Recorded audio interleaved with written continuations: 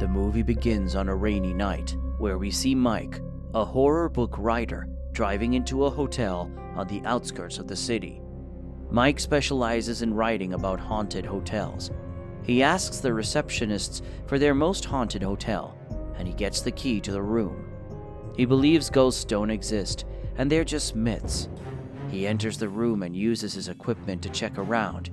He stays there for a while, but finds nothing exciting, so he sleeps.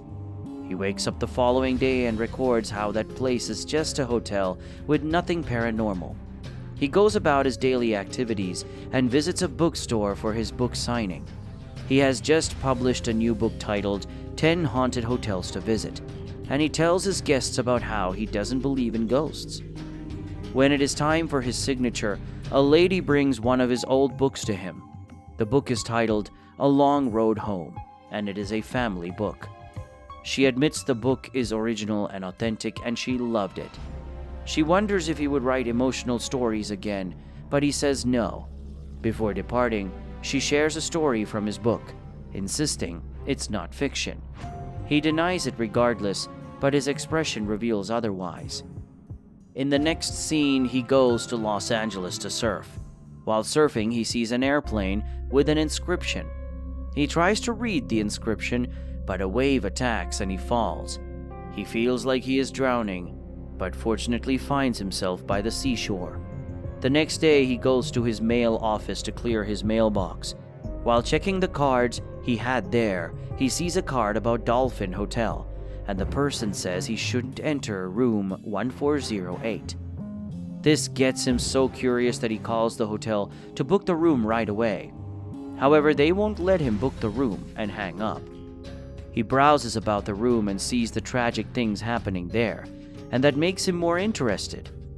He contacts his editor to inquire about the legal means of accessing the room and learns from a lawyer that if the room is vacant, the manager must accept his request, or he can take legal action. He applies again and visits the Dolphin Hotel. Upon entering, he finds the hotel to be completely normal, devoid of any haunting signs. He meets the receptionist, who asks him to see the manager. He meets Gerald, the manager, who tries to persuade Mike to switch rooms, even offering the penthouse. But Mike declines. He brings Mike to his office and informs him of the mysterious deaths in room 1408. But Mike claims prior knowledge of the deaths before requesting to stay in the room. Gerald isn't pleased. He tries to bribe Mike, to no avail, and eventually confesses that there had been 56 deaths in the room, and there had been 4 deaths in his regime, which is why he stopped anyone from staying there. He says they were natural deaths, like a man drowning in his soup, which Mike finds impossible.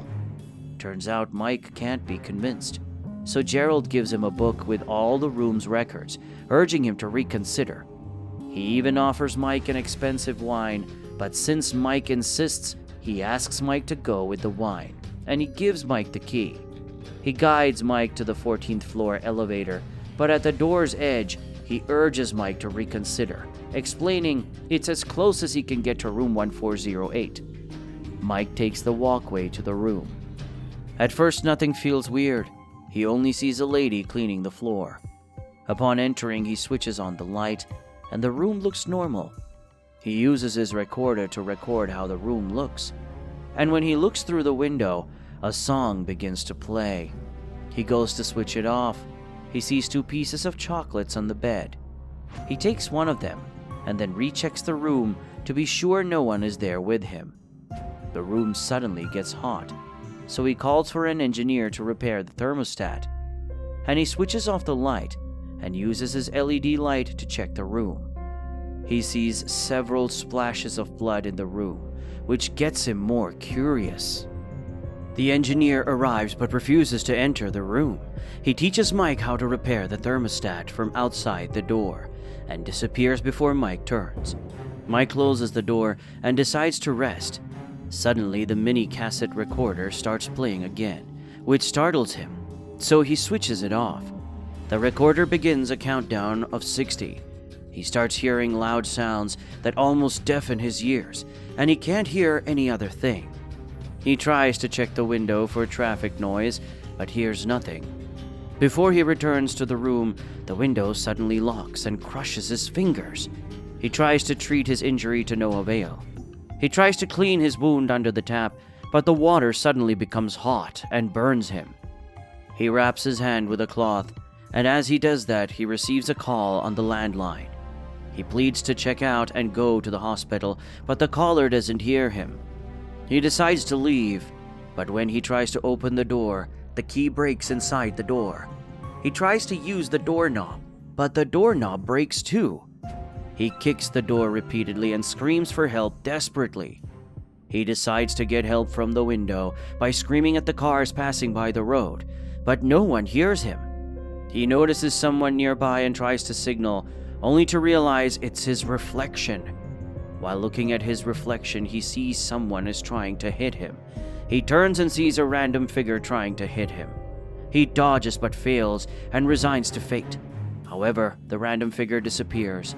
He wonders if he has been hallucinating due to the effects of drugs. He questions whether Gerald spiked the wine and if the chocolate was unusual. He suddenly starts hearing a voice from the wall while noticing that the wall is bleeding. He thinks of a way out and decides to crawl to the next room through the door. He checks the building plan and narrowly crawls to find the next window. However, he doesn't find any window. He tries to return to his window, but sees one of the ghosts trying to jump down. He hides from her. He immediately returns to his room, and the window shuts down permanently. He returns to the building plan, and sees that the plan has changed, and he is the only one on the entire floor. The room even changes in design and color too. The television switches on by itself, and he sees a video of his wife, Lily, and his daughter, Katie. Although he knows it isn't real, he misses his daughter and tries to touch her, but the television shuts down. He decides to call for help and uses his laptop to connect to Lily. He tells her he is stuck and begs her to call the police to get him. Unfortunately, before he finishes the call, the sprinkler activates and sprays water around the room, hence destroying his laptop. Later, he goes to the ceiling of the room where he sees a connecting room, but sees Lily and Katie there. And he also sees another connecting room, reminiscing his fights with his father. He rushes back into his room and sees Katie. Despite knowing it isn't real, he can't resist hugging her as she vanishes. He reveals that Katie died some years ago of cancer, and that is the reason he separated from Lily. The temperature of the room rapidly decreases, so he tries to keep himself warm.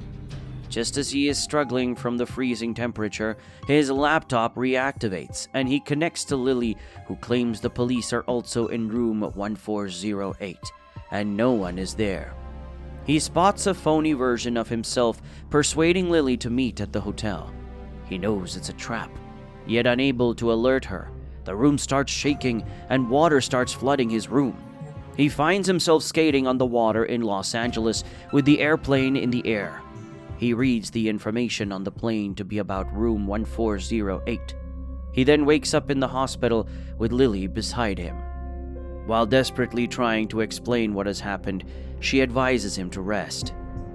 He continues his life, and Lily encourages him to write about the room he had experienced in his dreams.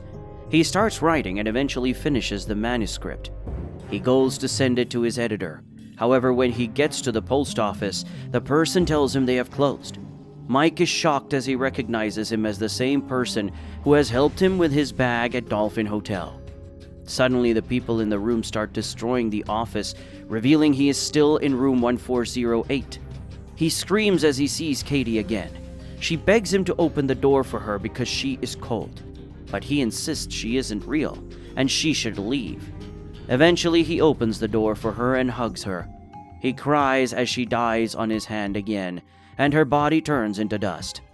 Suddenly, the 60 minutes resets, and he finds himself in the original room, revealing he is trapped in an endless loop. He receives a call and asks them to kill him. But they tell him he has his free will, and he can either relive another 60 minutes or take an express checkout. He sees rope around to hang himself, but he refuses to die on their terms. He receives another call where they tell him his wife will be there in 5 minutes, and he decides that if he dies, he will take the room with him. He takes the wine, tears his clothes, and sets the room on fire. The fire alarm rings and everyone leaves the hotel.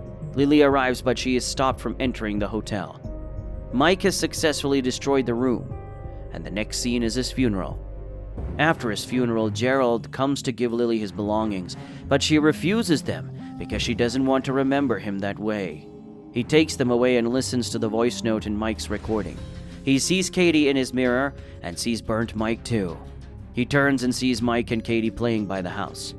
In the closing scene, Mike is seen as a spirit still trapped in room 1408 and his daughter calling him Daddy.